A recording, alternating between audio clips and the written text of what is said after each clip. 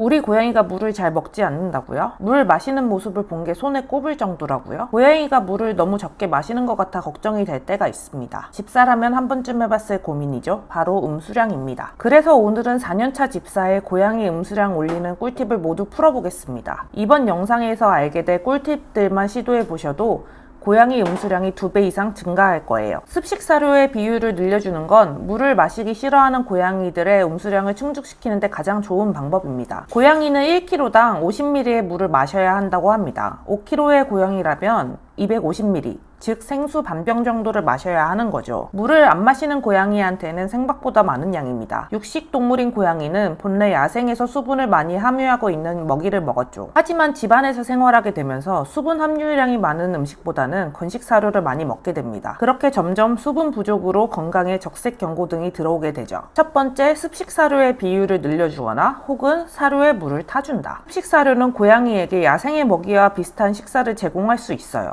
습식 사료는 80% 정도가 수분이라 고양이 음수량 충족에 효과적입니다. 습식 사료를 주식으로 하는 고양이의 경우 필요한 수분량이 충족되기 때문에 따로 물을 마시지 않아도 된다는 연구 결과도 있습니다. 이 외에도 맛있는 추루나 잘 먹는 파우더에 물을 타서 주는 방법도 있는데요. 일명 추루탕이라고 합니다. 평소 아이들이 잘 먹는 간식에 물을 타주므로 아이들이 맛있는 음식이라 인식하게 되는 거죠. 저도 이 방법을 사용하고 있는데요. 확실히 하기 전후 캔은 감자 사이즈가 다르더라고요. 이 방법도 물을 안 마시는 아이들에게 좋은 방법이라고 생각됩니다. 두 번째, 늘 신선한 물을 주고 매일 최소 한 번씩 바꿔주는 게 좋다. 과거부터 사막에서 살아왔던 고양이들은 흐르는 물이 신선하다고 생각합니다. 본능적으로 움직이는 물에 대한 호기심도 있지만 흐르기 때문에 용존 산소량이 많아 더 신선하게 느끼기 때문이죠. 고양이가 간혹 이상한 곳의 물을 마시지 않나요? 수도꼭지의 물을 마시는 것도 흐르는 곳의 물을 선호하는 것도 다 이런 이유에서랍니다. 또한 고양이의 후각은 인간보다 14배 정도 발달했기 때문에 깔끔한 물과 깔끔하지 않은 물을 구분할 수 있는데요. 세균이 없는 물을 주는 게 중요합니다. 그렇기 때문에 우리 고양이가 깨끗한 물을 마시도록 하려면 정수기를 사용하는 게 좋은데요. 물을 마실 수 있는 다양한 방법과 음수할 수 있는 장소가 늘어난다는 것이 고양이의 호기심을 자극하는 포인트입니다. 고양이 정수기는 모터로 물을 순환시켜 용존 산소량을 늘려주기 때문에 아이들이 더욱 신선하다고 느낍니다. 고양이 정수기는 흐르는 물을 선호하는 고양이들의 본능을 건들기 때문에 고양이 정수기를 쓰고 음수량이 늘었다는 분들이 많은데요. 고양이 정수기를 구입한다면 한 가지 반드시 확인해야 할 것이 있습니다. 바로 소재입니다. 조금 고가이기는 하지만 냄새나는 소재를 싫어하는 고양이 특성상 천연 흙으로 빚어진 도자기 소재를 추천드립니다. 또한 다양한 방식의 물질로 아이들의 흥미를 자극할 수 있는 정수기라면 더욱 좋죠. 세 번째는 고양이의 취향을 고려한 용기 선정입니다. 고양이는 식기의 소재 또한 영향을 미치는데요. 플라스틱이나 스텐보다는 세라믹이나 유리 소재를 추천드립니다. 고양이의 미묘한 감각기관은 각 소재의 냄새를 기가 막히게 맡습니다. 또한 플라스틱이나 스텐은 상대적으로 스크래치에 약하기 때문에 스크래치 난 부분에 쉽게 세균이 번식될 수 있습니다. 플라스틱이나 스텐은 소재가 갖는 특유의 냄새가 있는데요. 실제로 고양이의 기호도를 보면 세라믹이나 유리 소재의 그릇이 기호성이 높다고 합니다. 고양이의 후각기관은 예민하기 때문에 소재 자체의 냄새를 싫어하는 고양이들이 많습니다. 또한 냄새뿐만 아니라 플라스틱이나 스텐은 상대적으로 스크래치에 약하기 때문에 세척 시 흠집이 나기 쉽습니다. 이런 흠집은 세균 번식이 용이하며 미묘한 냄새를 맡는 고양이들이 용기를 싫어해 음수량 저해의 원인이 될 수 있습니다. 네 번째, 집안 곳곳에 다양한 형태로 물 마시는 장소를 늘려주세요. 의외로 고양이는 그루밍을 통해 수분 손실이 많습니다. 특히 털이 긴 장모종은 닿는 면적이 넓기 때문에 더 많은 수분을 섭취해야 탈수가 오지 않습니다. 보통 고양이는 물과 밥을 한자리에서 먹는 걸 선호하지 않습니다. 후기에서 집사님들이 사용하는 그릇을 보면 시중에서 구하기 쉬운 2구 형태의 식기를 많이 사용하는 걸 알 수 있는데요. 이때 물과 밥 같은 장소에 놓는 집사님들이 많습니다. 그런데 이런 방식은 장소를 옮겨가며 물을 마시는 고양이의 습성과 맞지 않습니다. 꼭 밥그릇 옆에만 두는 게 아니라 고양이가 생활하다 언제라도 목이 마르면 마실 수 있게 비치해 두는 게 좋습니다. 또한 고양이의 취향은 까다롭기 때문에 한 가지 형태의 수반을 두는 게 아니라 고양이의 취향을 파악하여 다양한 형태의 수반을 두는 것도 방법입니다. 고양이마다 선호하는 재질이 다른데요. 이런 고양이의 취향을 반영해서 여러 가지 재질의 수반으로 테스트해보는 것도 좋은 방법입니다. 또한 아이들 음수량 증진을 위해 고양이가 쉬는 장소나 사람의 출입이 적은 장소에 두는 게 아이들 음수량 증진에 좋다고 합니다. 오늘은 7년차 집사, 4년차 정수기 메이커가 정리해본 고양이 음수량 증진시키는 방법을 알아봤는데요. 몇 가지 방법을 적용해 보시면 고양이 음수량 분명히 늘어납니다. 우리 집 고양이가 요즘 물을 많이 먹는지 안 먹는지 알 수 있는 가장 좋은 방법은 소변량,